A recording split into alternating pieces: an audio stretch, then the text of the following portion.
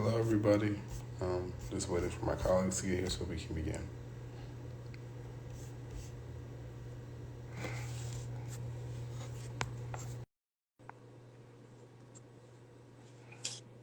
Hey Corey, how are you?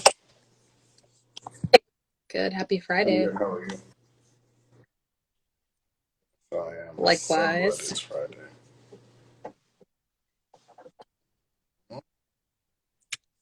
Oh, I don't see Whitman here yet.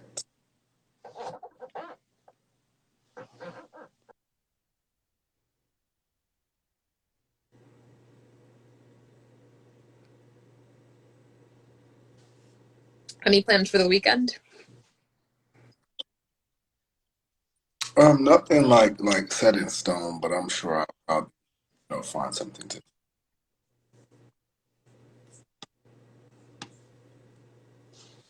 Looks like Whitman-Walker just joined.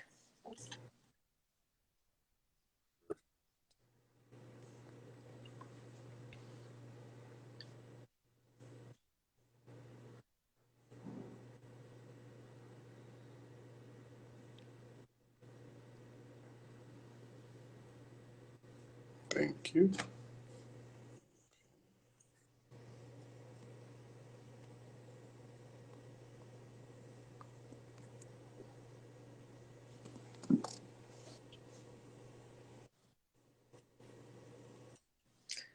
Awesome.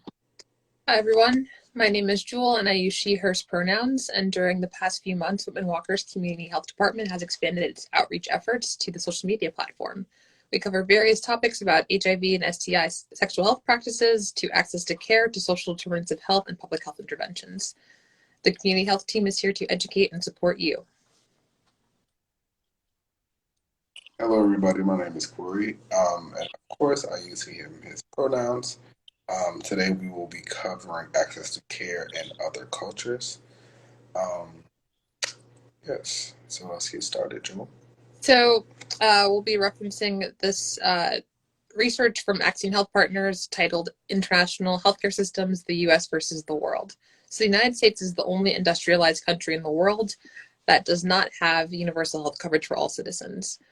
While the Affordable Care Act, also known as the ACA and sometimes referred to as Obamacare, was a step in the right direction of universal coverage, as of the end of 2016, 9% of all Americans and 12.4% of U.S. adults age 18 to 64 still do not have health insurance. When debating the future of health insurance in the U.S., terms such as universal health coverage, single payer, and socialized medicine are often used interchangeably, but they are not the same thing. The World Health Organization's definition of universal health coverage is that all people and communities can use the promotive, preventive, curative, rehabilitative, and palliative health services they need of sufficient quality to be effective, while also ensuring that the use of these services does not expose the user to financial hardship. So again, just highlighting some of the goals of a universal healthcare coverage system. They include universal access to health services that are of high quality, and receiving health services that do not put people at risk of financial harm. The single payer system. The single payer system is a healthcare system in which one entity, a single payer, collects all the healthcare fees and pays for healthcare costs.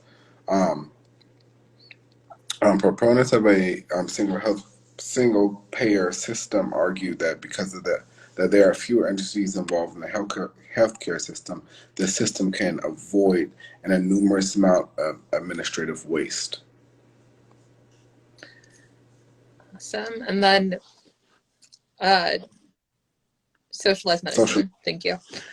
So just as a single payer system isn't the only option for achieving universal health care, socialized medicine is not the only way to achieve single payer. So in addition to paying for healthcare, the government owns the facilities and employs the professionals in the socialized medicine system. Neither Canada nor Taiwan meets these criteria, though the UK does. And US Medicare is also not socialized medicine. However, the US itself does have a socialized medicine system in the Veterans Health Administration, or the VA. All VA hospitals are owned by the government, and the healthcare providers are all employees of the government. Drew, hold on. I think you might have not got the updated script. Let me make sure. Yeah. Stick here at the colleges.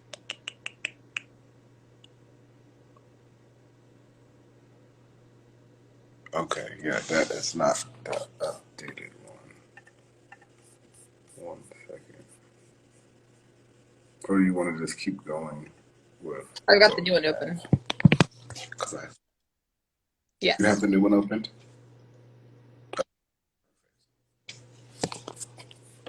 Okay.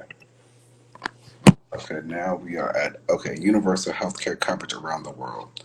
So it's for so for most other countries don't have single payer or socialized medicine. What do they have? Other systems fall in one of two broad categories: insurance mandates.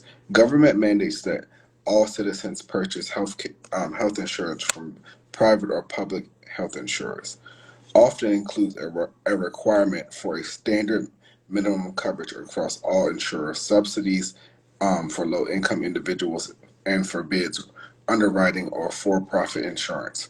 Some countries with insurance mandates include Germany, Japan, Netherlands, and Switzerland. And of course, hybrid systems combines elements of single payer systems with private insurance mandates.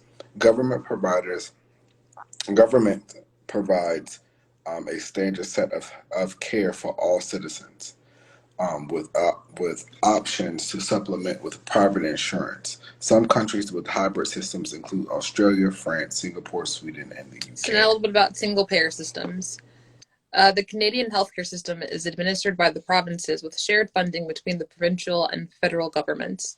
It is a single payer system in that providers offering services covered by the government program generally are not permitted to receive any private payments for those services. Physician and diagnostic and hospital care must be covered on a first dollar basis, and providers are not permitted to bill patients for amounts over the negotiated fee schedule.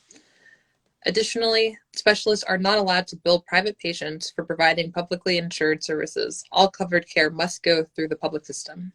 However, private insurance does exist to pay for services that are not offered through the government plan or for some types of enhanced services. In Taiwan, national health insurance and the NHI was introduced in Taiwan in 1994 and was modeled and part of U.S. Medicare. Through it, though it covers all citizens and not just the aged and disabled. Coverage is compulsory for all citizens and foreign residents, with 99.9% of the population enrolled. Benefits are uniform and comprehensive, covering hospital care, physician care, prescriptions, and other services. Private funds may not be used to purchase services covered through NHI or to receive those services more quickly, but private insurance does exist to pay for non-covered or enhanced services. Balance billing is prohibited except for a handful of medical devices carved out by And law. now just to highlight a few different countries and what their insurance mandate systems look like. First up, we've got Germany. So health insurance was first introduced in 1883 and has evolved over time to a compulsory coverage system. The majority of Germans are required to purchase their insurance from 118 not-for-profit sickness funds regulated within the statutory health insurance system, also known as SHI, or shortened to SHI. Self-employed and high-income employees can choose to opt out of SHI and purchase private health insurance from a mix of 42 nonprofit and for-profit insurers. Military, police, and other public sector employees are covered through special programs. Another one is Switzerland. Universal coverage was introduced in Switzerland through the Federal Health Insurance Law in 1996 with three goals: universal coverage with low income subsidies, comprehensive or high quality coverage, and containment of growing health care costs. The program is administered by 26 individual cantons, similar to the U.S. states, with financing coming from general tax revenues. Mandatory health insurance or the MHI premiums and and contributions from social insurance related to accident, old age, disability, and military insurance. Voluntary health care insurance (VHI) is for profit medically underwritten insurance available. The service is not covered by MHI and improved hospital And now amenities. hybrid systems. Each of the four countries of the UK, England, Wales, Scotland, and Northern Ireland, have distinct but similar health systems. Specifically, healthcare in England is managed by the National Health Service, also known as NHS. Universal coverage is available for all residents generally without cost sharing. NHS pays for preventive care, hospital care, including outpatient drugs, physician services, some dental and vision, mental health, palliative care, and some long-term care, rehab, and home care, with specific coverage determined at the local level by one of 209 clinical commissioning groups. It is not a single-payer system, as private insurance is available to pay for more rapid access to care provided by NHS, in particular for elective hospital procedures. Singapore. Um, Singapore's National Health Plan was established by the Missionary of Health in 1983 and is organized around the three MS or um, MediSave, MediShield, and MediFund, with a focused pairing individual responsibility with affordable care. MediSave is a mandatory savings account with tax-exempt employee contributions and employer tax. MediShield is an insurance plan that citizens are automatically enrolled in, with the premiums paid for the MediSave account and subsidies based on income and age. Catastrophic coverage only in primary preventative care, prescription drugs, mental health, dental, and vision not covered. The MetaFund. The MetaFund is a supplement program for the poor that covers medical treatments based on families' ability to pay. In addition to the three MS or the three M's, option to purchase for-profit integrated shield plans and MediSave funds that supplement the MediShield plan and other private insurance can be purchased with personal funds or provided by employers. Approximately 4 out of 5 hospitals are public with subsidies for up to 80% available. Public hospitals have 4 tiers of amenities, with the highest level offering private rooms and other perks. With bills not being subsidized at this level, private hospitals offer faster and more amenities with no public subsidization. Um, the majority of primary care is private, and some subsidized public clinics available. Paid fee for service with no gatekeeper for specialty care. So that sucks. Like, basically, they're not getting any type of care unless they have health insurance. Yikes. The United States. Rather than one system, the United States systems and residents are insured under a variety of sometimes overlapping systems. The United States is also the only developed country where a significant number of citizens are permitted to be uninsured, and where a person's employment can determine whether they have insurance and what their insurance they have.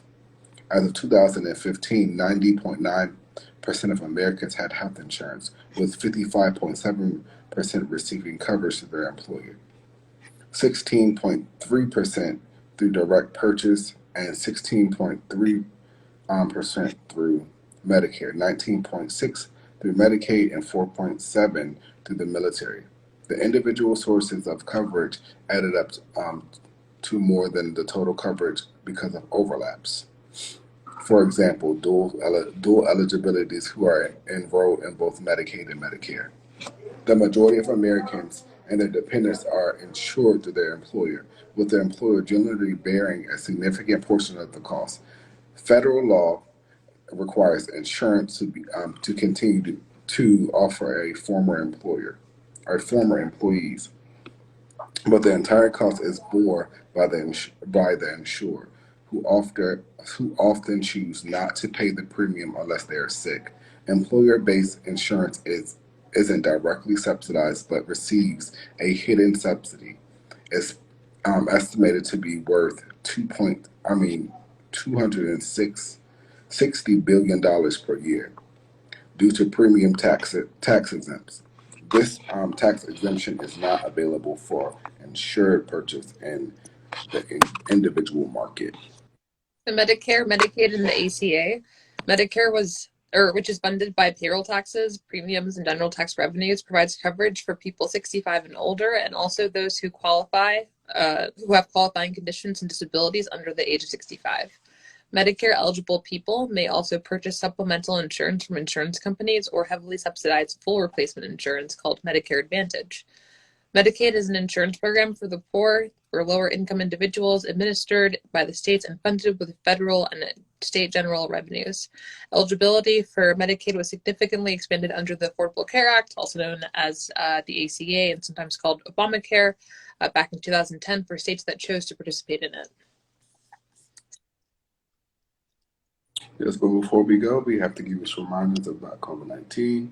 If you've already gotten vaccinated, congratulations. You've taken a very important step to preventing yourself and loved ones to getting this virus, not this virus, um, this illness. Variants are soaring across the United States at the moment, and it's totally understandable why you might not want to. Why you might want to keep wearing your mask. The vaccination is not 100% effective, and more contagious variants are spreading. It's 100% understandable why you continue to keep staying alert, especially when you can't tell if a person has been vaccinated or not. Definitely keep staying alert.